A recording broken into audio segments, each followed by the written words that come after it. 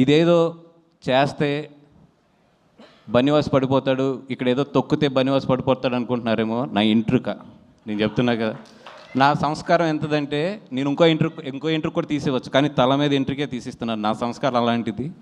ఎందుకంటే నేను అంతకన్నా కూడా ఎక్కువ వీటి గురించి ఆలోచించను.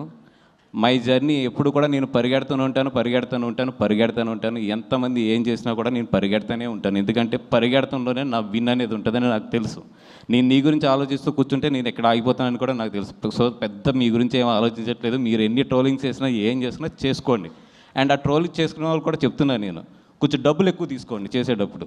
ఎందుకంటే మీ పాజిటివ్ ఎనర్జీని అంతా తీసుకొచ్చి నెగిటివ్గా పెట్టి ఒకరిని తిడటానికి మీరు అంత చీప్గా ఇవ్వద్దు. It's very costly.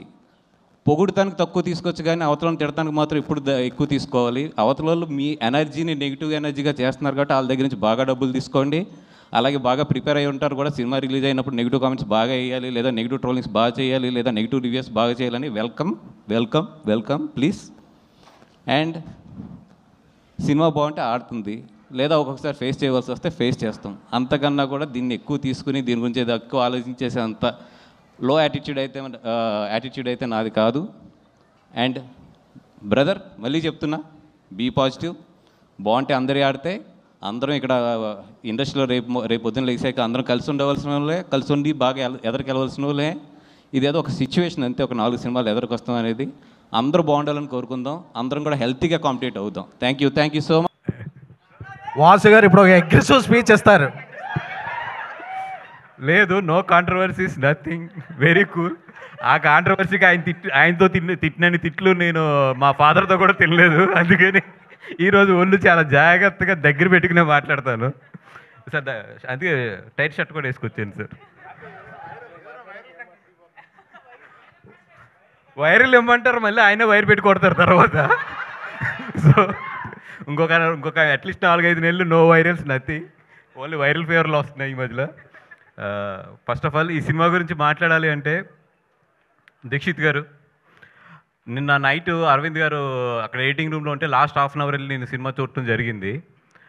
అంటే సినిమా ముందు ఏంటి ఇవన్నీ ఇంకా చూడలేదు కాబట్టి దాని గురించి మాట్లాడతాం కన్నా కూడా లాస్ట్ హాఫ్ అన్ అవర్ నేను చూసింది అయితే నాకు ఆయన అయితే బ్రెయిన్లోంచి పోవట్లేదు లాస్ట్ నైట్. అంటే నేను బయటకు వచ్చిన తర్వాత మీ మీద ఎంత కోపం వచ్చిందంటే ఆ క్యారెక్టర్లోని, అంటే ఏసైనా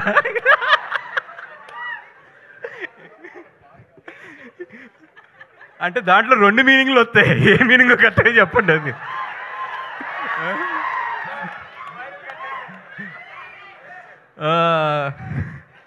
సరే సార్,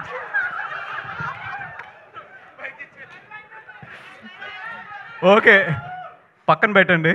పెడితే సెకండ్ థింగ్, ఈ సినిమా దీక్షిత్ అంటే నేను చెప్పాను కదా అంత ఇంటెన్సిటీ ఉంటుంది లాస్ట్ నేను చూసిన హాఫ్ అన్ అవర్ అయితే.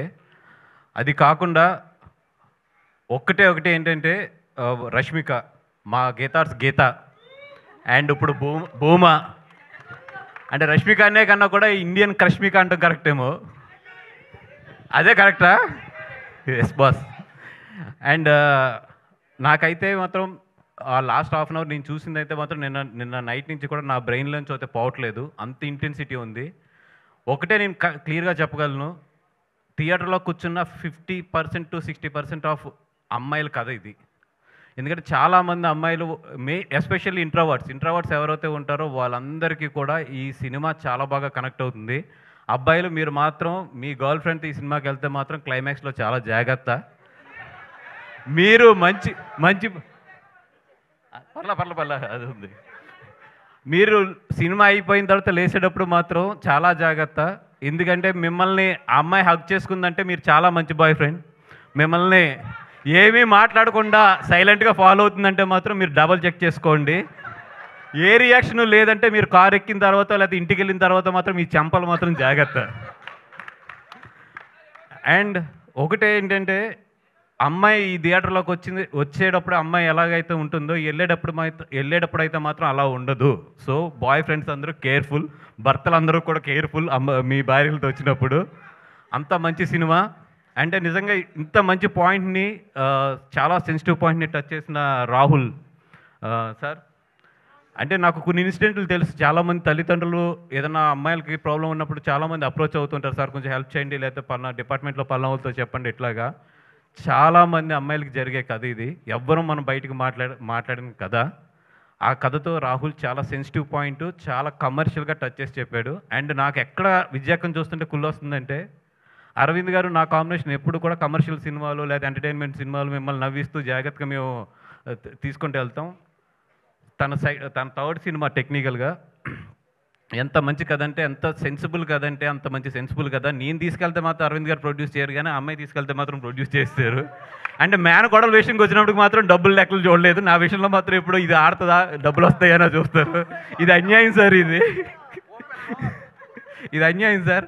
ఎందుకంటే ఈ సినిమాకి డెఫినెట్గా అవార్డు వస్తుంది. అవార్డు విద్యకు వస్తుంది అండ్ ధీరాజ్కి వస్తుంది. ధీరాజ్ మన అంబాజీపేట చాలా మంచి సినిమా, దాని తర్వాత మళ్ళీ ఇది మంచి సినిమా. నీకు డెఫినెట్గా ఆ అమ్మాయి లేడీస్ గురించి అయితే నువ్వు చాలా మంచి సినిమాలు తీస్తున్నావు అని చెప్పి ఒక మంచి పేరు అయితే పట్టుకెళ్ళిపోతావు, మంచి పేరు అయితే పట్టుకెళ్ళిపోతావు. అండ్ అరవింద్ గారు సార్, ఆడు ఎలాగా mike star sir, SKN mike star. ఆడు ఎలాగా మైకులు పగలు కొట్టేస్తాడు, స్పీకర్లు పగిలిపోతాయి, ఓపర్లు పగిలిపోతాయి, అన్నీ జరుగుతాయి. Yeah, thank you so much. SKN మాట్లాడాలన్నారంటే రే నీళ్ళు ఎంత తక్కువైంది వెనక్రమని చెప్పి ఆయన క్లారిటీగా చెప్పారు. Thank you so much, bye.